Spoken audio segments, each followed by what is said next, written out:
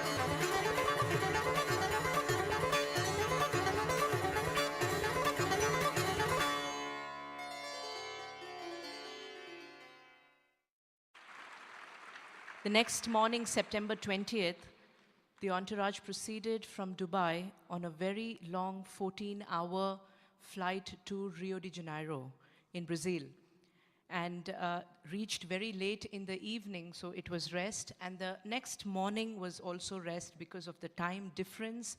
Swami had asked everybody to rest and recoup. That evening was a small private satsang which was held in the house of the host, Mr. Gonzalo. Now, Mr. Gonzalo has been an ardent Sai devotee for many decades, and for the last 24 years, he has been imparting values-based education to many youths and many adults in Brazil.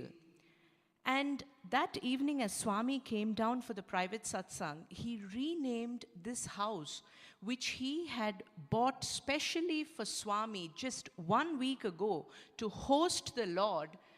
Swami named this house as Sai Prema or Sai Amor. And he said this will be the center in Brazil through which many human values classes for youth, for children, feeding of the poor, and many other such spiritual classes will be held at this center. Swami blessed everybody with his divine message, and he urged all the devotees in Brazil to meet at this center once a month on full moon day and to see how more seva activities can be held.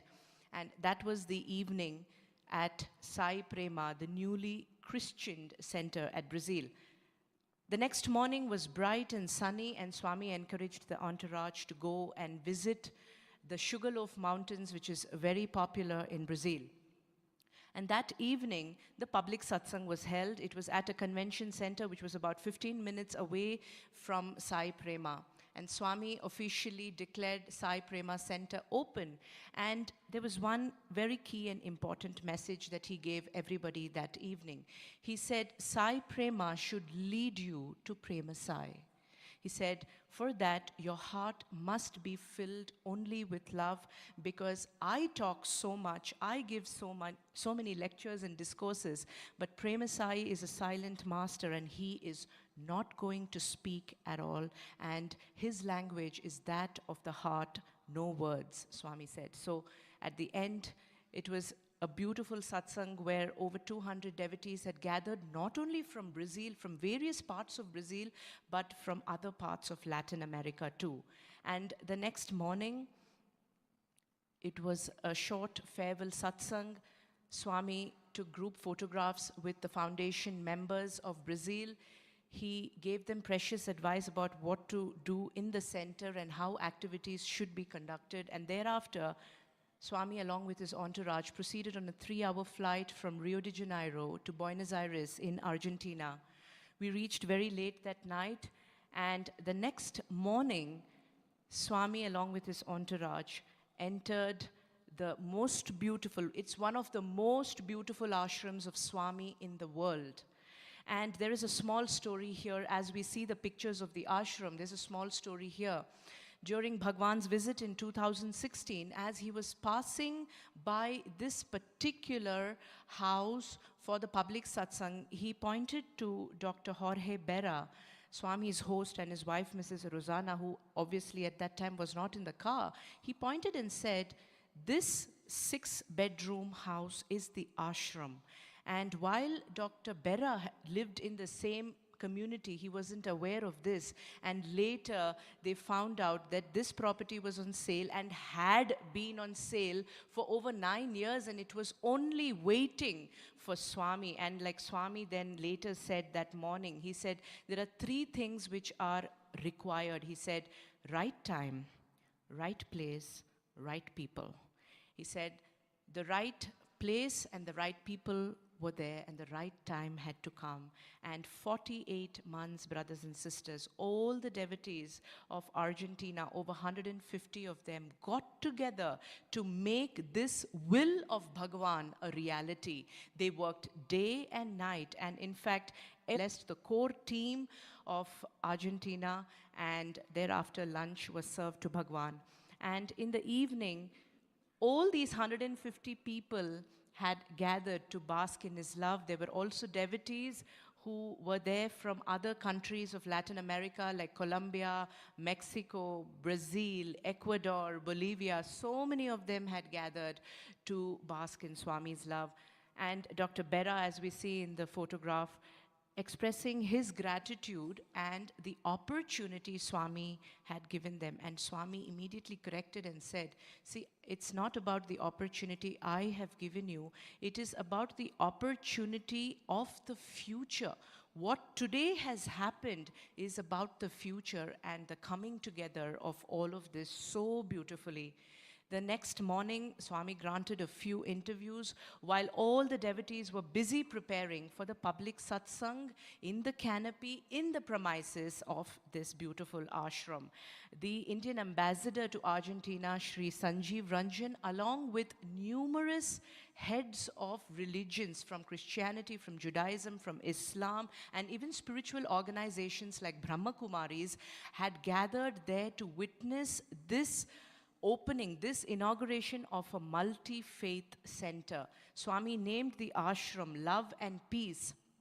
He beautifully wrote it on a chalkboard and he said, see, love and peace is the underlining essence of all the religions. So this center will propagate the message of love and peace to everyone, to every single person who comes to the door of this ashram. This is the beautiful canopy which was erected in the ashram premises, and there was a beautiful blessing ceremony of all the multi-faith, of all the multi-religious leaders, and thereafter we heard from the Indian ambassador, and after all the elders had given their discourses and their talks, Swami blessed everybody with his divine discourse where he spoke about love.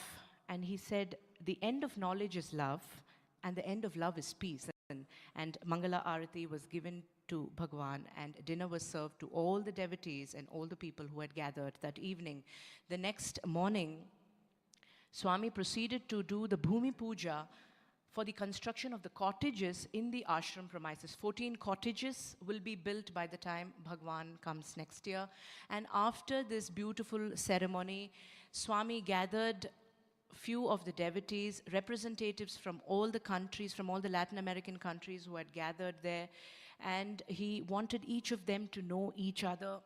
As he said, that everybody will be working together. As we see in this picture, Mr. Rafael Ramirez and his wife, Mrs. Bibi from Chihuahua, who are actually leading the construction of Swami's ashram in Mexico, and they have been into human values education as well for the last 25 years, and it was a very glorious announcement by Swami at that moment when he said he was going to inaugurate the Institute for Human Values Education in Argentina when he visits next year. And he said this institute will serve the whole of Latin America. Swami blessed everybody with his divine discourse, and lunch was served thereafter.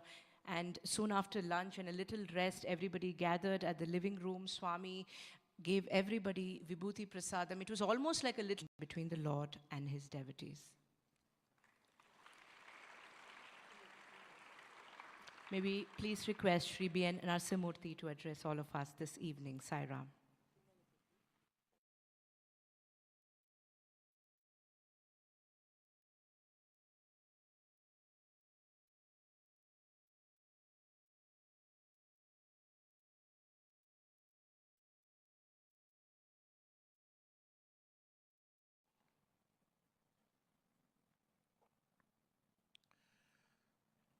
Offering our loving pranams at the lotus feet of our most beloved Lord. Very dear and esteemed brothers and sisters, and Swami's beloved children.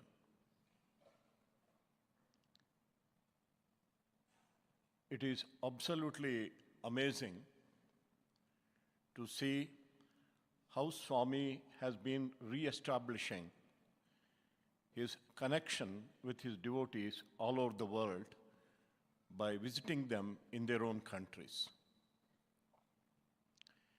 In the last 6 years, Swami has visited more than 30 countries and countries in every continent of the world. The most amazing scene that we see when we go outside, especially in countries like Argentina and also Russia, I would especially point out, is the rapport that these devotees have with Swami. Even in Buenos Aires, during the evening program, marking the inauguration of Prema Shanti Ashram or Love and Peace Ashram, or in their own language, Amor Paz Ashram, we saw the devotees were so well connected to Swami. They rarely come to see Swami. Even when Swami was in the physical form, most of them would not have visited either Prashantanilayam or Vrindavan, or would not have had darshan of Swami because of the long distance. But they have found Swami in their own hearts, and they are connected with Swami. And even during this function, though the function started around 6:45 in the evening, from 3:30 devotees were waiting and singing bhajans. And Swami loves to listen to their bhajans. It is not exactly the way that we sing bhajans in India. Swami, in fact, in Brazil, when they were singing bhajans, chanting the names of various deities, Swami said, I want to listen to Brazilian bhajans. Therefore, they sang the Brazilian bhajans in Portuguese language. And they are so enraptured with what they sing. And there is so much of joy and peace. You find them on their faces as Swami enters the auditorium, the hundreds of devotees who are gathered. They feel a sense of fulfillment. We can see it on their faces. So much of joy, so much of peace that we see. And this particular trip is very, very important because the first Institute of Human Values under the auspices of Swami is being established in Argentina. And it is for the devotees of all the Latin American countries, the Institute of Human Values. Swami went into great details as to how to see that it takes off. Swami gave them 1 year time. You have to produce books on how we can teach human values to 4 categories. The first is the children, the second is the teenagers, then the grown-up people, and the youth and the elderly people.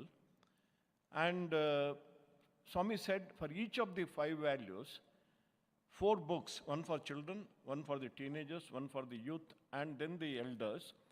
Totally 20 books you have to produce in your language.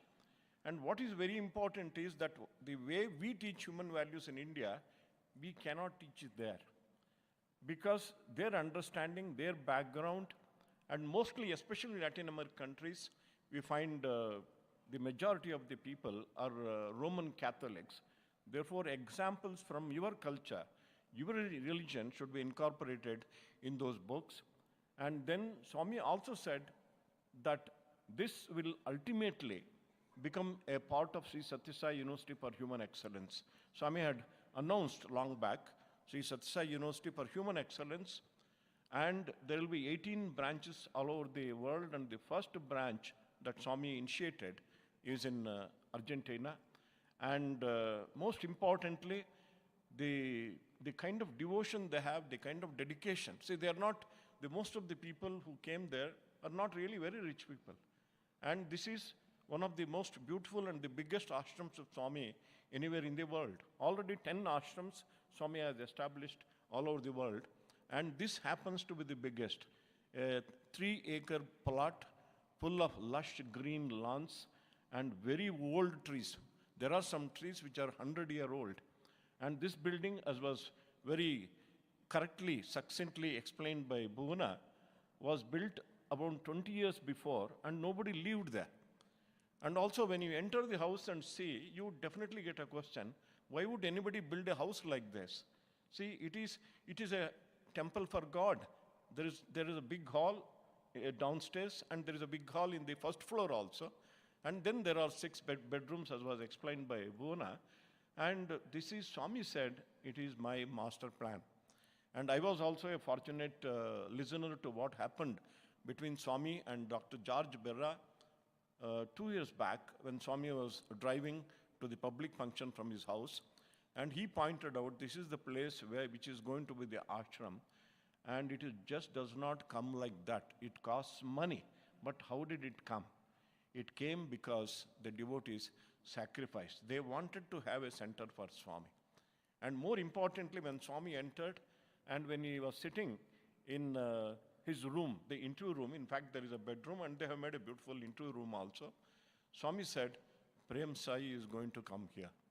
And as I have seen and heard, that is one place in Buenos Aires when Swami spontaneously speaks about Prem Sai. Last year also Swami spoke about Prem Sai, and here he went into great details telling that Prem Sai lives for 54 years in this world. And the first 25 years, the focus is on India.